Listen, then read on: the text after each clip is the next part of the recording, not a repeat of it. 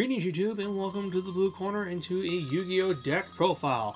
The October ban list is up and out. We are in our new format, so to speak. Dark Red Glass is of course coming out in a couple weeks and the format will change up with that. But today's profile is going to be on something that isn't actually in that set, although it is affected by Dark Red Glass, but more importantly it's affected by this ban list because we're talking Drytron, and Ben 10's at 3, baby. So let's just get into it. So, yeah, Ben 10 going to 3 is a huge help for this deck, as it going from 1 to 2 was already enough for this deck to top multiple high-level events. What was it? It topped multiple Drytron decks, topped multiple YCSs. This is before Power Elements, however. Yeah, I got both the Vanity Ruler and the Armor Factor Pain builds topped YCSs. Vanity's Ruler won the Nationals, and this deck of course has been popping up in multiple regionals. So Ben 10 to 2 was a big boost for the deck, so it going to 3 only helps it further.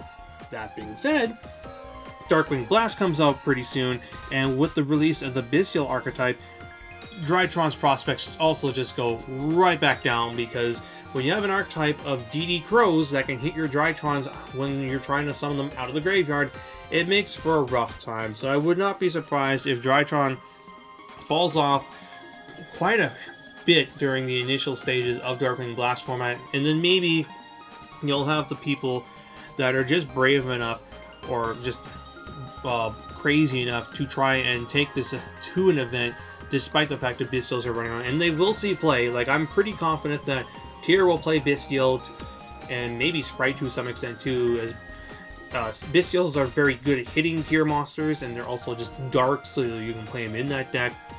Like, yeah, when your Drytrons are getting crowed left and right, it's gonna be like, I almost want to play Beta in here, but we're not gonna do that. Besides, I already have Tier, so I'll just pivot to that deck. But yeah, just keep that back in your mind. I guess main Ghost Bells if you're going to keep playing this deck going forward, or just stick it out and wait for when Bestials will eventually be banned or power crept out of the format within a year's time. So that being said, let's get into it. So I'm not going to go into the details of what the Drytron deck does, because anyone who's watching this has most likely played Master Duel and likely has PTSD from playing Drytron on ladder. I know this is definitely the case because when I took this deck to locals for the first time and I got paired up against someone, he legitimately went, "Oh my god, not this deck. I thought I was safe from it here. I would play it all the time on Master Duel. And I don't like it." So, yeah, it's to be expected. Drytron's not for everybody. Like, it's a fun deck to pilot, but it's not. Being on the other side of Drytron is also not fun because it takes a long time to play out its turn, as any ritual deck tends to these days. Such is the price to pay for ritual decks getting actually good support.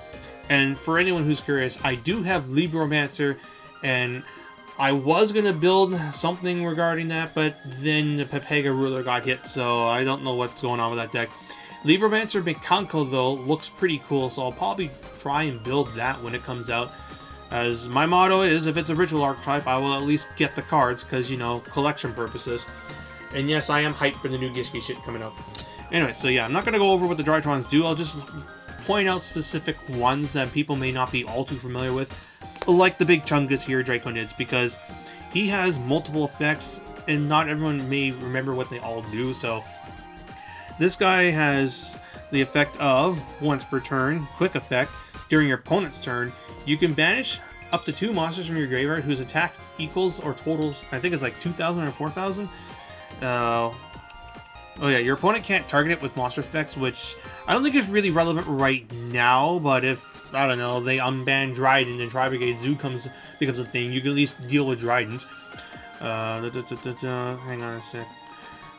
Yeah, that's what I thought. So yeah, during your opponent's turn, you can banish monsters from your graveyard whose attack is equal to either 2,000 or 4,000.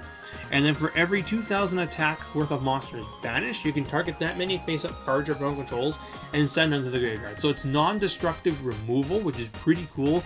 And also, if you ritual summon it using level 1 monsters as your tributes, it can attack all special summon monsters from controls once each. So it is kind of like an Ultimate Conductor Tyranno, on top of having a pretty cool removal effect, on top of having a big stat line. 4,000, 4,000 is no joke, and also it can't be targeted by your opponent's monsters. So yeah, I still like playing this guy here. I know he's not very good in a going first oriented build, but I like having the option of having him to break boards going second. Like, he allows you to play under Scythe, which is pretty cool. And he is a machine ritual monster, which is relevant for Mu Beta. And for the Drytron engine itself, 3 Alpha, 3 Zeta, 2 Gamma, and 1 Delta. 1 Delta because I'm on Prosperity, 2 Gamma because every time I play it at 3, I brick and only ever draw it in my opening hand. It's actually quite frustrating when you open Gamma Benten, and I mean, you can still somewhat play under that, but if your opponent has an Ash Blossom, then it's just a rough time. Speaking of Benten, she's at 3, hooray! And then remaining Cyber Angels, 1 Idaten and 1 Natasha. So I was initially not going to play this in here, but then I looked around and I was like, oh yeah, you know what's actually kind of really good? Natasha, and being able to have more bullets for her steal effect, which is what allows you to clear your opponent's board and kill them on the crackback, is fantastic. Like, this is the true best card in the deck, and if they ever really want to kill Drytron off, they'd hit this card, because Natasha is what makes this deck so silly, as all of her effects are not once per turn. Go figure, that's stupid. Stealing monsters, gaining life, negating attacks. She is best girl. Then, rounding out the ritual package, Bottles Buster and Unlocking. So not everyone may be familiar with what these guys do, given how infrequent they see play.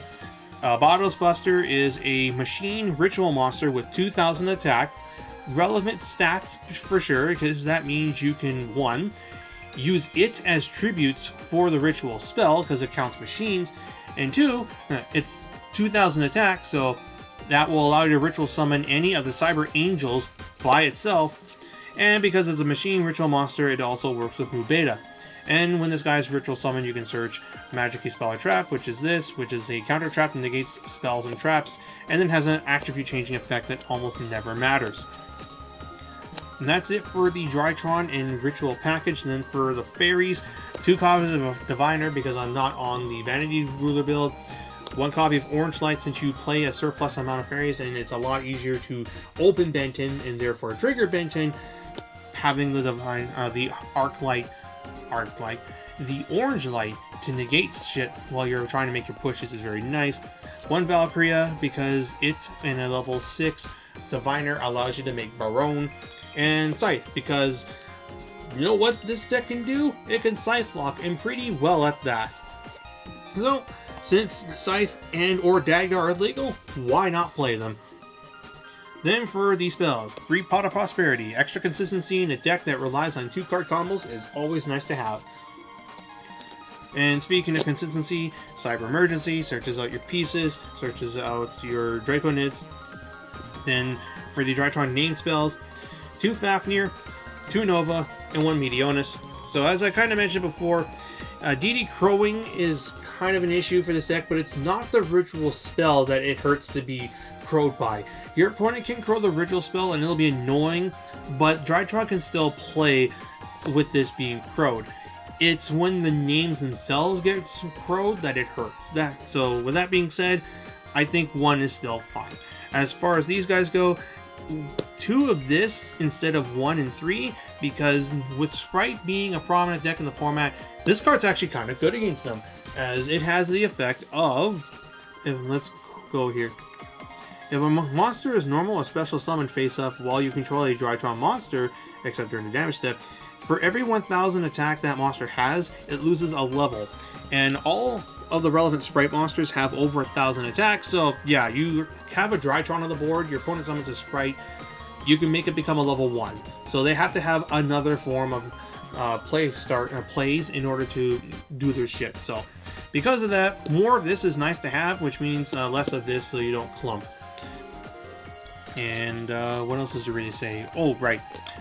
You can ritual summon using this spell as many times as you want per turn, as long as you can get it to your hand. It's just the bounce back that's not a once per turn. I've had some people ask about that. Then Preparation of Rites to search out Bottles Buster and Benton. Forbidden Droplet to help break boards. No Dark Ruler no more because Eradicator is prominent in the format, and Eradicator beats Dark Ruler. At least with Droplet you can chain it. Then for other good stuff, Called By because, yeah, I'll continue to play this card until it gets banned. And then Cosmic Cyclone as an out to Mystic Mine. Because you do need to keep that in the back of your mind in this format. Mystic Mine will see play until it maybe someday, probably never, gets banned. Then for the extra deck, Mubeta Fafnir, Downer Magician, and Zeus for that engine. So these guys are fairly straightforward. I won't go into them.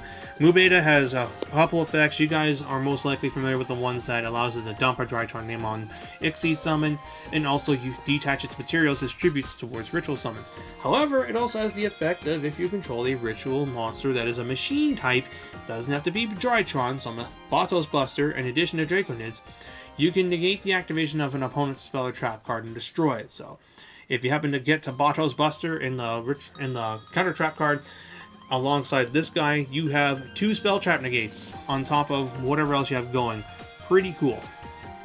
And then lastly, Beatrice, because this does come up if you have Drytron name and what is it?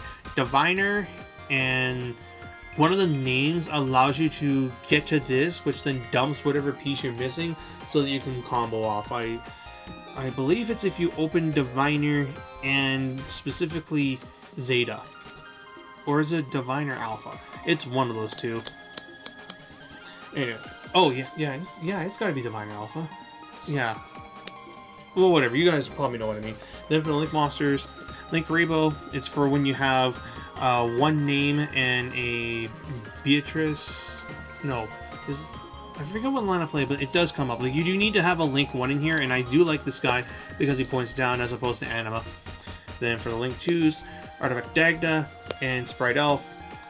Both of these are ban-worthy, truth be told. I mean, the debate between this and Scythe is going to keep going, but I think this one, there is no doubt that this thing, I believe, will be hit at some point, just because of what it enables. Being able to revive any level 2 without any claws, and including rank and link 2s is pretty good, and being able to do it on your opponent's turn as well, that's cracked. And we're already seeing some of the bullshit it enables for this deck. It allows you to revive Diviner on your opponent's turn, so you can send Entis in order to pop Scythe and trigger it while under protection from Barone, Magic Key Unlocking, or even Mubeta Fafnir if the play allows it. Then just generic links, Unicorn, Access Code, Appaloosa, and Underworld Goddess. You're going to be link climbing by continually reviving and linking away the Natasha. So having like cards you can just use 2 monsters to make pretty frequently is nice. And then this is mainly in here to out big bungus monsters that you normally can't get over, such as the Ignister guy and Crooked Cook.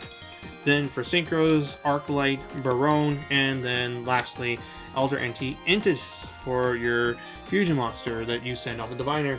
And that is the deck in a nutshell. So, just one of the many ways you can play Drytron. There's, of course, the Vanity's Ruler Turbo version, and then there's the Armor Factor Pain build. I think the Pain build is not as good as it used to be, just because we have decks that aren't strictly fusion or synchro based, like during the Despia and Sword Soul format. Sprite board is a bit more like varied as far as the extra deck stuff goes, and what was it? Tier Elements also plays some amount of Link Monsters too. In fact, one of the big power plays is Curious, so I don't think the Armor Factor Pain build is as strong as it used to be. That being said, though, skipping your opponent's main phase 1 is no joke, and if you are going to go that route, then you go all in with shit like Thunder or Ruler just to completely skip their turn. By contrast, I think this or the Armor Factor Pain, the Vanity's Ruler build, I think, are like the 2 ways to go. The Megalith build I don't think is as good as it used to be. Now that this card is back at 3, I just don't see much reason to play the Megalith list except for memes. And yeah, all in all, like, I really do enjoy mucking around with this deck. It's one of those decks that I can just pick up and like play hands with and go, wow, this is pretty fun.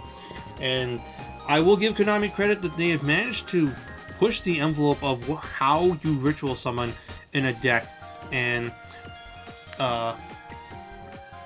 this is something like I never would have imagined ritual summoning using the attack value of monsters as opposed to their levels. So we'll see what they do with future ritual archetypes. And the Makanko deck operates differently too, as it doesn't have a ritual spell per se, but I believe it has a means to summon the ritual monster, and regardless, and then you do stuff from there. Like the ritual monster is kind of like Illusion of Chaos too, and that it's a searcher in the hand as well.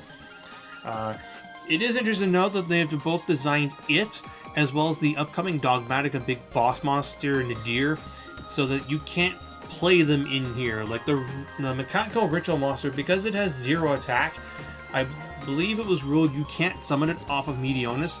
And the Nadir ritual monster coming out in Photon Hypernova specifically says it cannot be ritual summoned except by the Dogmatica spell, because they know that this deck would play it off of Meteonis.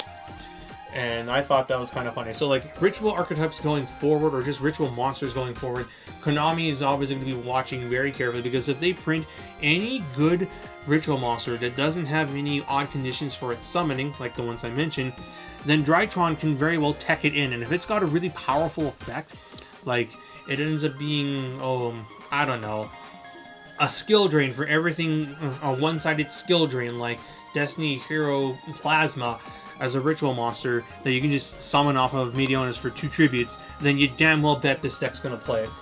And yeah, that's all I'm going to say about that. Comment down below on if you play Drytron, or what's more likely going to be happening, how much you hate Drytron from playing it on Master Duel. And that's all I'm going to say about that. I hope you guys enjoyed this, and until next time, this is BlueStar899, checking out.